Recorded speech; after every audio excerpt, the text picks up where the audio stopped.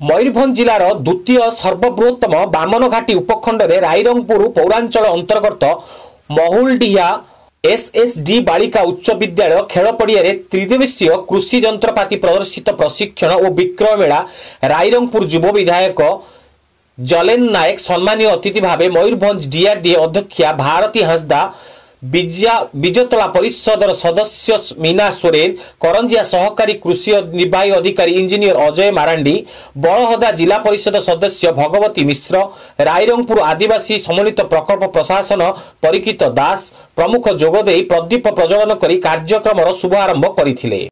वर्षे 3 मासर शिशुकन्या को दुष्कर्म अभियुक्त फेरार।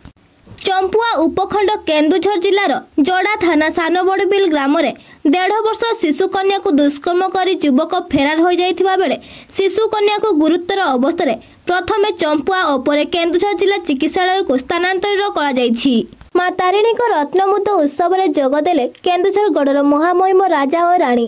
केन्दुझर जिला तेलकोई ब्लॉक अंतर्गत अरिया ग्राम में प्रतिष्ठित मां तारिणी को रत्नमुद्द उत्सव में जोगदे केन्दुझर गड़र महामहिम राजा साहेब श्रीजुक्त धनंजय नारायण भंज और राणी साहेब महायज्ञ मुख्य पुरोधा होइथिले।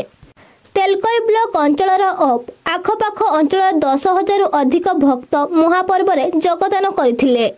खोर्धा जिला प्रशासन तरफ बाल्य विवाह मुक्त कार्यक्रम अनुष्ठित।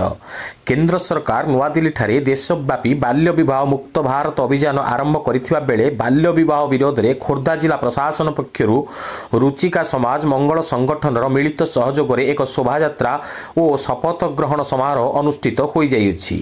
सीनापाली ब्लॉक सदर ग्राम जनक घरे बेआईन सागवान काठ में फर्निचर निर्माण चलिथिबा बेले वन विभाग मंगलवार चढ़ाऊ करिछि। प्राप्त खबर अनुसार एठारे 1 वर्षरू अधिक दिन हम बेआईन भावे सागवान काठरे फर्निचर तथा पलंक कबाट और अन्य सामग्री तैयारी करी बिक्री होउतला। कौनसी सूत्ररू वन विभाग खबर पाई खड़ियाल एसीएफ मोहब्बत